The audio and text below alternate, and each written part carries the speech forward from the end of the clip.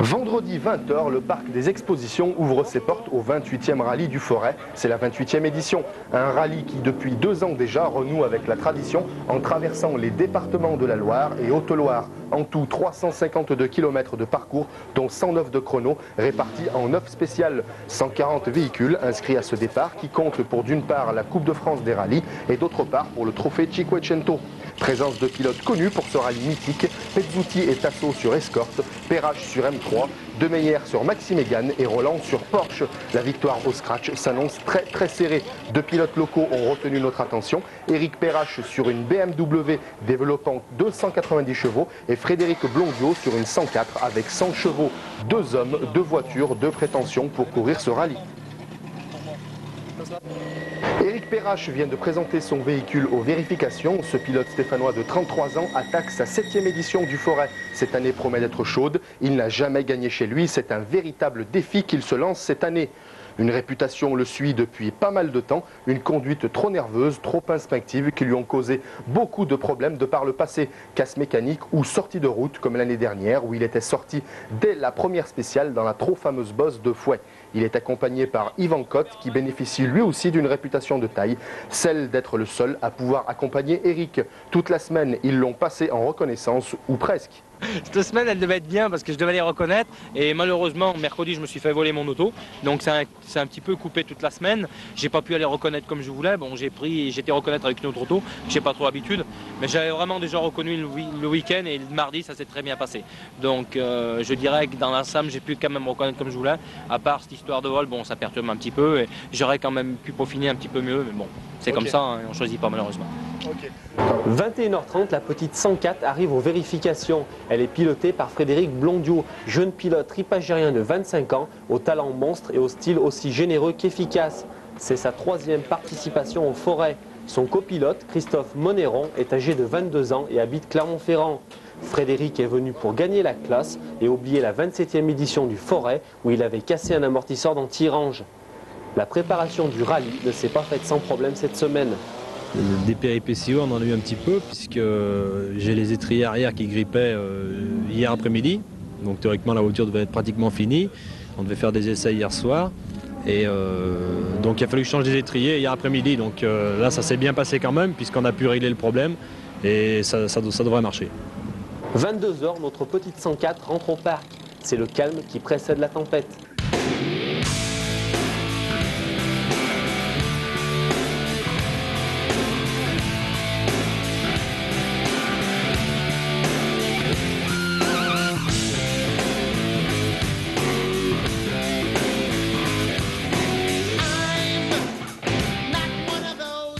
Voilà, il est 23h30, toutes les voitures sont au parc fermé.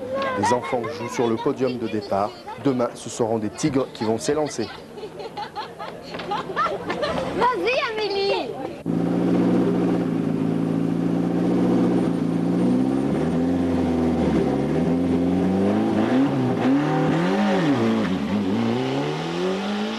Si Tasso s'élance sans problème, 1 minute plus tard, c'est le coup de théâtre pour la voiture numéro 2. Dominique De Meyer cale sur la ligne de départ avec sa Maxi Mégane flambant neuve. Le pilote niçois vient d'étouffer son moteur et n'arrive pas à redémarrer. C'est l'abandon car il n'est pas reparti dans les 5 minutes. Christophe Giry n'ira guère plus loin puisque dans le premier droite, la Subaru sous-vire et va au fossé. Je pense que les pneus n'étaient pas assez chauds et la voiture a sous-viré et puis c'est la sortie. Ça vient des pneus, je pense. Pas assez chaud. On a mis des gommes trop dures pour faire cette spéciale. Voilà. Thierry Duchassin sera à l'arrivée, mais il sera lui aussi obligé d'abandonner suite à une touchette. On arrivait normalement, et puis il n'y avait pas de frein. Et ça ne répondait plus. On l'a tapé sur le rocher. C'est tout. Première spéciale très sélective qui voit donc l'abandon d'un des favoris, Dominique De Meyer. Éric Perrache, quant à lui, a vu l'abandon de De Meyer devant lui. Il s'était lancé le cœur léger en numéro 4. Aucun problème sur le parcours. Il a un temps de 4 minutes 22. Il est à fond dans la course, 1 seconde derrière Tasso, vainqueur l'an passé. Oui, c'est pas trop mauvais temps parce qu'on fait le deuxième temps. Bon, ce qui nous a un petit peu déconcentré, c'est que De Meyer a arrêté juste devant nous. Bon, on s'est dit, c'est pas la peine d'aller hyper vraiment vite pour sortir. Donc on a roulé bien vite, mais sans prendre de risque. Donc c'est un bon temps, sachant que j'ai pas roulé très vite et que j'avais pas des pneus super. Donc c'est bien, je suis content quand même de moi sans prendre de risques quoi surtout. On est deuxième mais... Il y avait des difficultés dans la spéciale là? Non, pas particulièrement, mais c'est une spéciale que j'appréhende toujours celle-là, surtout que c'est la première et j'ai toujours eu des problèmes dans cette spéciale. Donc j'appréhende particulièrement. 112 voitures plus loin, la 104 ZS s'élance.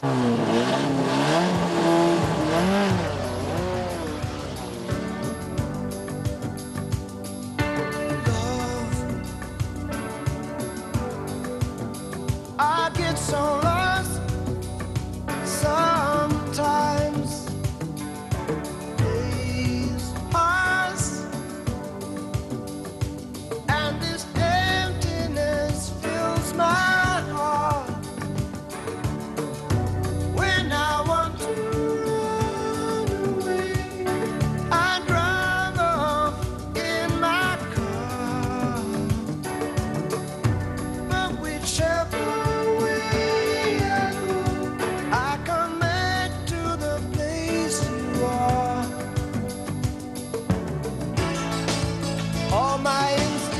Spécial qui s'est déroulé sans problème, même si Frédéric a 7 secondes de retard sur Christian Monin avec un temps de 5 minutes 01. Bien, ça s'est bien passé. On a bien attaqué d'entrée. C'est-à-dire qu'on a bien tenu le rythme. Je pense que le concurrent là, est devant nous, puisqu'il connaît n'importe comment, il connaît mieux la route.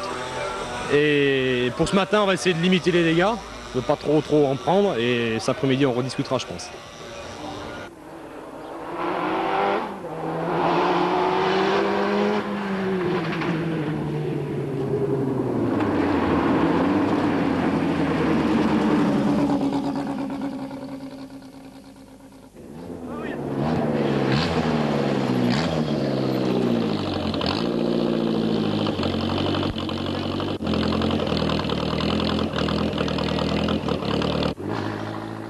Terre-Noire Roche-Taillée, c'est la spéciale numéro 2, 3 km 400 de droite, de gauche et d'enfilade. Elle a toute son importance pour l'équipage numéro 4. Ben, la spéciale suivante, c'est un espèce de kit ou double parce que c'est le jardin de prédilection d'Éric. Que tous les essais de la voiture sont faits dans cette spéciale. J'aurai même pas de carnet de notes dans cette spéciale. Donc c'est une spéciale qui est très courte, qui ne nous permettra pas de prendre des avantages ou des exceptionnels. Mais bon, c'est une spéciale où tout devrait bien se passer quand même. Okay, c'est-à-dire pas de carnet de route, en fait, il la connaît par cœur? Voilà, la route est connue par cœur et Eric irait certainement moins vite si je lui annonçais des notes que d'instinct. Donc cette spéciale sera faite sans notes. Enfin, pas de notes, ou presque. Éric Perrache ne prend pas d'avantage exceptionnel, il est vrai, mais rattrape la seconde qu'il a perdue sur Tasso dans la 1. Il a fait 1,57. Nous n'avons pas résisté au plaisir de vous mettre aux côtés de l'équipage Perrache-Cotte pour cette spéciale.